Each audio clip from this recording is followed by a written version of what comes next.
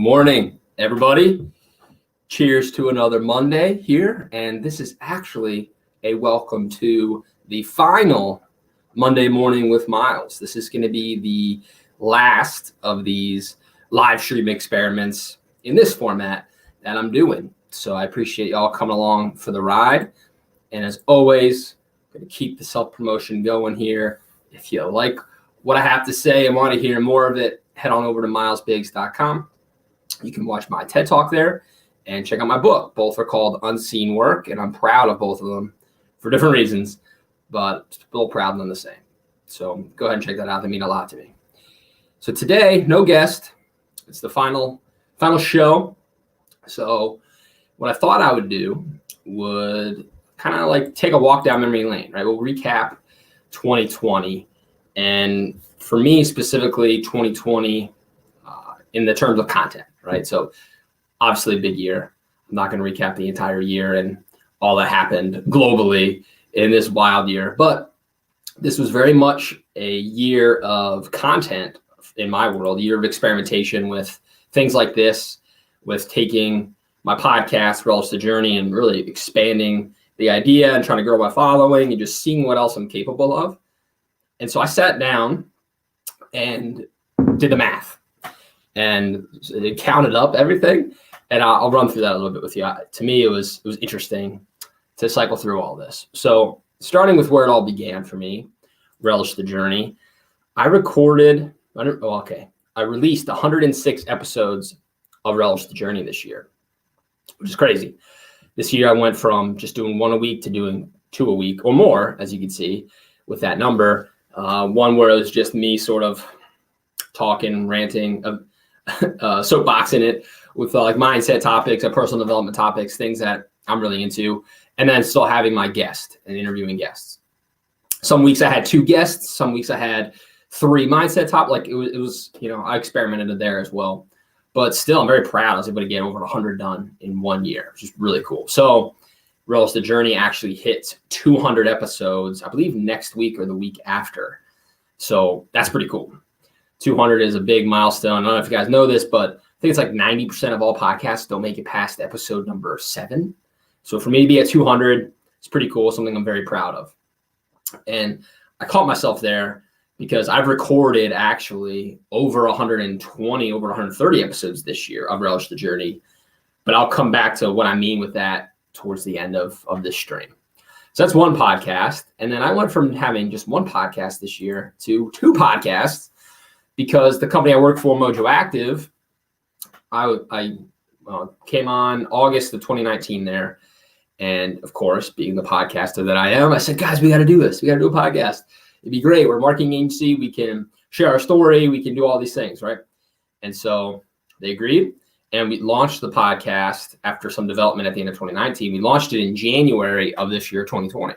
And we were doing 1 episode a week. And then when the pandemic hit, and it was so uncertain. I mean, still in many ways it's uncertain. But in the very beginning, if you can remember how crazy it was, things were changing dynamically every single day, especially for businesses. What can you do? What can't you do? And us being in a marketing agency, we have clients across every industry. So we were keeping our tabs on what was going on. And then we went from releasing 1 podcast a week to 1 podcast every single day. My day started every morning with my co-host, Tracy. Shout out, Tracy. And we would sort of unpack. We'd both be taking notes on the developments of the day before, the headlines that morning. And we would create, write, edit, produce, record a podcast every single morning. And then I would do the audio editing, uploading to syndication by lunch. So every day we were creating a podcast. And that was a really fun experience. The pandemic wasn't fun, but that taught me a lot about what it takes to produce a high quality, high quantity batch of content. So that's how we're at 71 in less than a year. We started in January, here at December, and there's 71 episodes of that out. So that's pretty cool. So all told, between 106 Relish the Journey, 71 Integrate and Conquer, yours truly has hosted, edited, produced almost 200 episodes of podcasting this year, which is really cool. 40 plus episodes of Increasing Influence with Dave Cooper. Shout out Dave Cooper. You can see me over there every Thursday at 1 p.m. with Dave. And similar to Integrate and Conquer, Dave it's like, okay, the pandemic hit. What can we do? Everybody's online. All the events are shut down in person. What can I do here? And so Dave went from, not just 1 week or anything like that. He's doing 6 different shows, really. They're all live streams, but each day, Monday through Saturday, has a different content arc, content theme, and name. And so he just said when it all hit, I think he might regret saying this now, but I'm going to go live 6 days a week for an entire year. And so started in March. So we're 8 months into this, and he's still going strong. He's actually about to load his family up in an RV and take his show across the country on a road trip. They sold their house. They're going nomadic, and they're still going to be producing content from the road. So that's really cool. And I'm proud to have been on that show with Dave every Thursday at 1 p.m., where we do a show called Increasing Influence, where Dave started out mainly producing video, not live, just shot video, edited, and then he went to live. I was doing the podcast. And we both get the same kind of questions, right? How do you do this? Why do you do this? What do you get from this? How does this help you? And we came up with, ultimately, it helps us increase our influence. That's why we named the show. And we just unpack how we do what we do, and then also bring on guests to unpack what they do. And so that's been a really fun show. That's what turned me on to live streaming, that has me talking to all of you here, was that initial thing with Dave really introduced me to this and how this platform is fun first. That's why I like doing it. And then what it can do for you, how you can double down on content with video and the importance of video. So it brings us to this show. Done 18 of these bad boys. This was really an experiment that I invited you all to watch. I had been a guest, really a co-host, but really in the format of the streaming software, it was a guest with Dave on those Thursdays. So I knew a bit about how the software worked, but I wasn't actually driving it myself. I was just sort of along for the ride, bringing my colorful commentary. So this was my experiment to learn the software. And I learned by doing, and to say I'm going to get in and do a show without doing a show just wouldn't work for me. So I just launched right in, came up with this little idea, this alliteration Monday morning with Myles, and ran with it and did 18 of these. Learned a lot. First being, not a lot of you wake up at 7:30 in the morning. Or if you are awake, you might be driving to work, or you're not thinking about, tuning into a live stream. I get a lot of plays after the fact, which is cool. But I always love it when there's comments during the stream. So I see a couple over here I'll get to, but if you guys are watching, please leave me a comment. I'd love to see it, pull it in the stream. We got a couple here. This guy, I like this guy. I met him doing a speaking engagement. What's up, Usama? How am I doing? Doing awesome, my friend. Marvelous on this Monday morning. How's that for another alliteration? Thanks for being here. Thanks for commenting. You guys keep the comments coming, and I could pull them into the stream later. So that's this. So this is fun. This is the last one, because there's some more I'm going to do with live streaming now that I've figured it out. I don't need to stay married to this idea. I'm going to take what I've learned and apply it to something else. And I'll get to that at the end of the stream as well. So thank you for being here. 60 light bulb moments videos. If you guys remember, I did 2 months of a video every single day where Dave Cooper, back to Dave, he's been riding my butt about doing video for years. And I always put it off and said, man, Dave, that's just one more thing I got to do. Come on, man. I'm already doing a podcast every week, all the work that goes into that. The thought of doing video just was not exciting to me. But pee at the brain one morning while I was walking my dog, that I walk my dog every day. And while I was walking my dog every day, I was writing things down into my phone. I've got so many notes in this bad boy for podcasts. I was practicing my TED Talk on my phone, dictating ideas into it, listening back to audio recordings of it, and then just realized, you know what, all these things I'm writing down on my phone and then going back to later, I could just be recording while I'm walking my dog, and then I don't need to edit it. I'll just do one shot, and then I'll do a minor edit. I can put it in Canva, do a little intro, outro, and just upload it. And so I didn't commit to the world like Dave did, doing it for a year. I committed to myself, I'm going to do this for 2 months. Let's see what happens. So I did it for 2 months. I did 60 videos, one video every single day. And that was a really fun, challenging experience, because that's a lot. 60 days, every single day. You start to question, what do I have to say? Do people care what I have to say? Like, you feel like you're just evangelizing to your phone. But I have found, I don't know if y'all watching this found this, that when I put the pressure on myself, that's when I'm the most creative. When I have to make it happen, that's when the ideas seem to find me the most, right? The universe just says, okay, we'll help you out. Do this, do this, do this. But I learned a lot, how to make caption files for videos, ways to put a system in place so that it doesn't become a 4-hour effort to do a 1-minute video. I got pretty good where I was doing 7 or 8 videos, recording them in a day, then editing them all, and then just having a backlog to pull from, scheduling out. So that was really good because that helped me look at the systems I have for other content creation at my day job at Mojo Active, and then also for all my content stuff and side hustles. Learned a lot from that. I also used those videos to apply to LinkedIn Live, which is how you all are seeing me here on LinkedIn. I use that to show LinkedIn I can create content and it's good content, and they gave me access to the live beta test.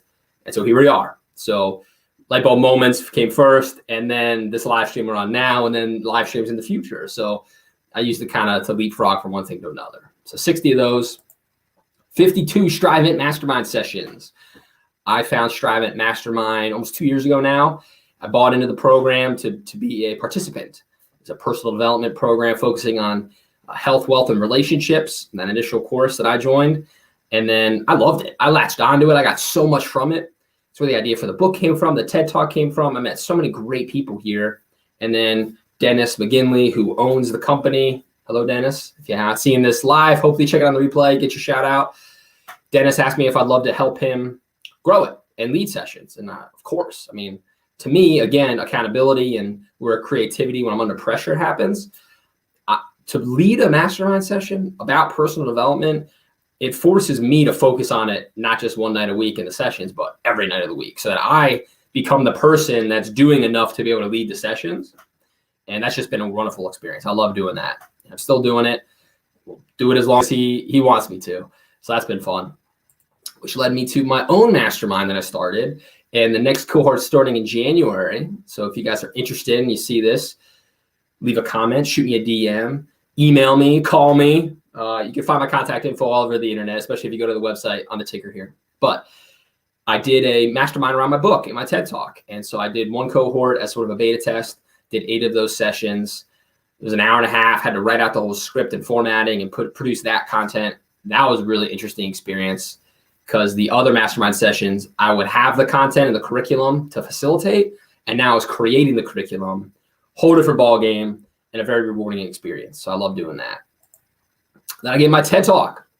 I had a TEDX Talk, which was a wild experience. About a year or more experience between writing the initial audition, giving the audition, then having to expand on it, practicing. I can't even tell you how much I practiced. I've never prepared for anything more in my entire life than this TED Talk.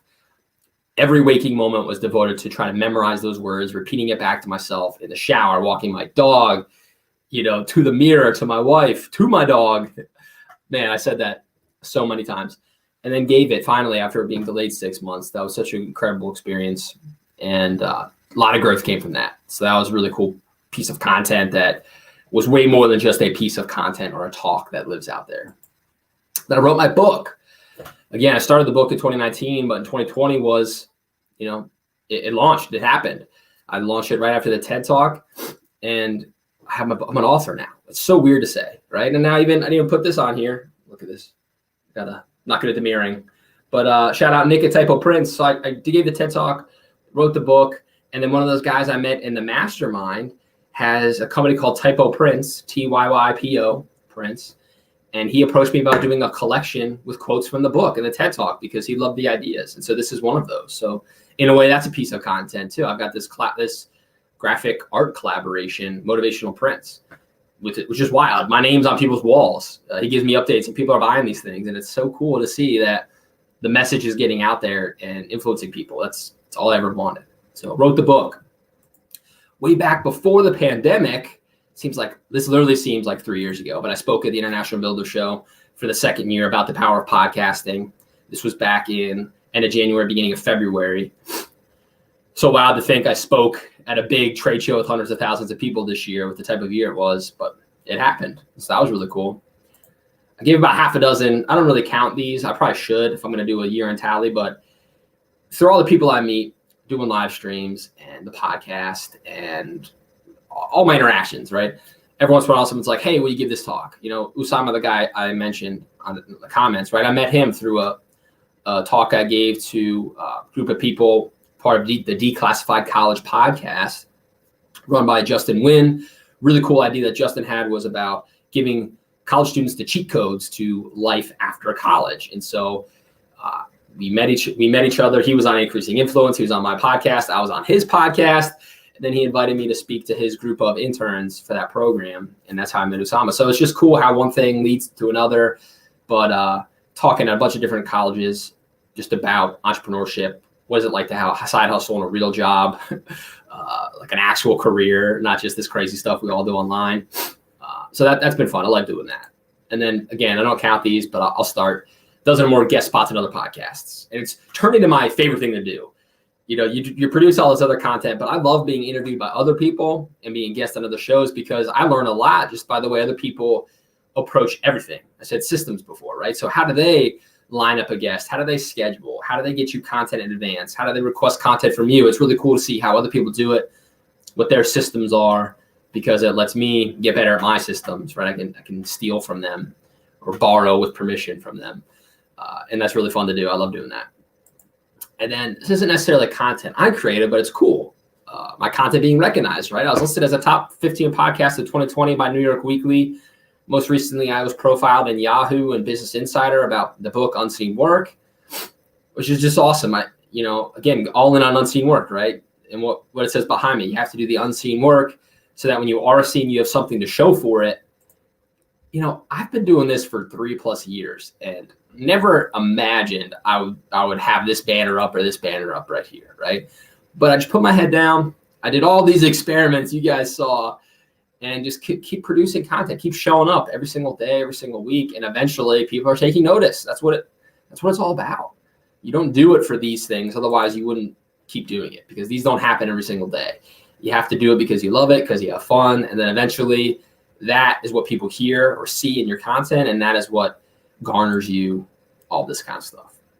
So when I add all that up, I forgot on here. I don't have a banner, but I did an online course. Let me do a banner real quick. So online course. So this is one of the first experiments I did. The pandemic hit. I built an online course called How to Monetize Your Podcast Without Advertisers. Again, just seeing this stuff, consuming this stuff, and figuring, let me try this stuff. So Tyler Webb, shout out Tyler. If you're watching, help me with some video editing and help me accountable to get that done. And I have a course out on Udemy for how to monetize your podcast, which was really neat. So that was, I think, 12 or so videos, shot all on my iPhone, edited by Tyler, but that helped lead into those light bulb moments, lead into the live stream. And you can see I kind of take baby steps towards this. I don't just jump to what you see, but there's a lot of that happens that's unseen that leads me here. But so that was really cool. So when I count up all the videos for that online course, all the podcast episodes, I should count book pages, but I didn't. The book itself, the talk, right? It was over 400 pieces of content. Get that up here too. I need like theme song music while I'm typing. Over 400 content pieces this year. And that is, it's not even a lot in the world of content. You see guys like Gary Vee, and he does this in like a month. It's nuts. But for me, this was a big year. I left from just having a podcast in 2019 to 2020 having all of those things you guys just saw. So I'm very proud of what I've been able to accomplish. Very thankful to all of you who watch this and consume this, because it would be very hard to do all 400 of those if absolutely nobody was watching, interacting with me. So I really feed off the energy y'all bring to the table. So thank you. I'm very thankful for that. Let's go over to some of that energy. Let's see some comments coming in. Kristen Swarchek. Kristen, hey, good morning. Thanks. Kristen was on Increasing Influence with Dave and I a couple weeks ago. Make sure to check her out on LinkedIn. She does some awesome content herself. So she was on a live stream. Thanks for joining me here as well. And yeah, thanks. This was the whole idea. A great way to start the week off with some positivity. That was the goal. And look at this. Good morning, Myles. So glad you're marvelous. Love that. Thanks. This is my Aunt Marion. And I say marvelous. This is a inside joke. My grandfather, who's also named Myles, and who was in my book, Unseen Work. If you guys haven't picked it up, pick it up. You got to hear the stories. And his whole thing is, You ask him how he's doing, and he'll give you a marvelous, really drawn out A. He's a total ham, but that's where I get it from. I'm named after him after all, so it's no wonder it runs in the family, right? And here's my sister. I love the family. Thanks for tuning in, guys. You're an inspiration. Wow. Danielle, let's not take it too far, right? But waiting to make a crappy year work to your advantage. Thanks. Hey, and Danielle did too. I'm not wearing my hat now, but I've been living in that hat. My sister Danielle started a company. She was on this live stream. You go back, search it on YouTube. But her company is Knit Bethlehem, KNIT, period. Bethlehem, like the Christmas city, Bethlehem. She's selling all sorts of knit hats, knit scarves, cat toys, and they're really good, really warm. I'm loving it. So thank you, Danielle. And right back at you. I'm loving seeing what you're doing too. So 2021, Aunt Marion, it's like you knew what was coming. Thanks for asking. Let me get there, right? So what's next? What is next for this crazy talking head on your screen, right? Well, first and most importantly, we are 9 days away from Baby Biggs number 2, everybody. 9 days. Holy crap. That is crazy. 9 days away, December 30th, 2020, I'll be a dad for a second time to another, I know will be beautiful baby boy. Haven't seen him yet, so don't know if he's actually beautiful, but he'll be beautiful to me, regardless of his actual physical appearance. But that's going to be fun, and that is going to take absolute precedent. When my first son, Mason, was born, I didn't have any of this. I didn't have the podcast started yet. I was working on it in the background, but it wasn't live until about 4 months into his existence. And so I am going to be putting some of this on hold, but I'll get to that in a little bit, but it'll still be going. But I'm going to focus on my family. I'm so excited. I love being a dad. That is my favorite side hustle of sorts, my favorite job. That's the ultimate piece of content you can create, right, as a human being. So I'm excited for the baby. And that's where I'll be in 9 days. We'll be in the hospital, be ringing in the new year in the hospital, holding a little baby. I couldn't be more excited. So that's first. That is first in 2021 is enjoying having another child in the house. There's also going to be Relish the Journey season 3. So season 2 wraps with season 2, episode 100, which is episode 200 of the podcast. And season 3, going back to what I said about putting some stuff on hold, there'll still be season 3 going. It'll be going back to 1 a week for the podcast. And it's going to be a mix of new stuff, but also going back and repurposing some old content. 200 episodes is a lot of stuff, guys. It's a lot of conversations. And sometimes not every episode, I think, gets its fair shake. Stuff that's released around the holidays, I've found, doesn't get listened to as much. And then I put new stuff on top of it, and it kind of gets lost in the shuffle. So I went back into the archives of Relish the Journey. I looked at a mix of total downloads, at comments on social media, reviews, all these quantitative metrics, but then also qualitatively, just ones that I love the most, my favorite episodes. So I've got the most popular, the most listened to, and the most underrated, in my opinion, that I'm coming up with some new commentary, some fresh audio mixed in with the old audio to create season 3. So that'll be about 20 episodes, 20 weeks of that content, so that the podcast will still be out there. There'll still be stuff for y'all to listen to. Can't forget about me, but I can focus on that baby that I just talked about, which is my A1 priority. So that's coming. Then, I said this is going away, but don't worry. My face will still be live and in color on your social media profiles. I'm going to have a live stream and another podcast, because why not? I'm just a glutton for punishment. Another podcast, all on my idea of unseen work that the TED Talk in the book was on. So what's going to happen is Relish the Journey will eventually transition to a different type of interview show. It's sort of like a podcast about my journey, and Unseen Work will become my interview show, where I'm talking to successful people, entrepreneurs, authors, etc. Fill in the blank, right? People that are doing really cool things. They're seen for really cool things, and we're going to unpack what we don't see, what their unseen work is, through the context of the frameworks talked about in the book. And we'll bring that in a live stream format so you can see these people, and then I can take the audio and release it as a podcast. So that is what I'm working to build and book out guests for right now. So if you'd love to be a guest on Unseen Work, the live stream and the podcast, be sure to leave me a comment on this, to message me, to email me, etc., all the things. And so that's what's coming in 2021. And then who knows what else, right? when I started 2020, if you had asked me what was coming, I wouldn't have listed, 3/4 of what was on the screen. But I'll leave myself open to the opportunity. I'll see what I'm inspired to do, and I'll do it. I'll give it a try. So thank you all so much for watching this morning. This is the last Monday Morning with Myles, but I'll leave you as I always do. Crush it this week and every week. Hope you have a happy holiday. I'm in my Christmas spirit with my sweater, and look at that, even got the holiday mug. So 'tis the season. I have 3 more days of work, and then I'm off for the holidays and for the baby. If you guys are still working, try to focus, finish the year strong, crush it this week and every week. Love you guys. Happy holidays, and I'll see you in 2021.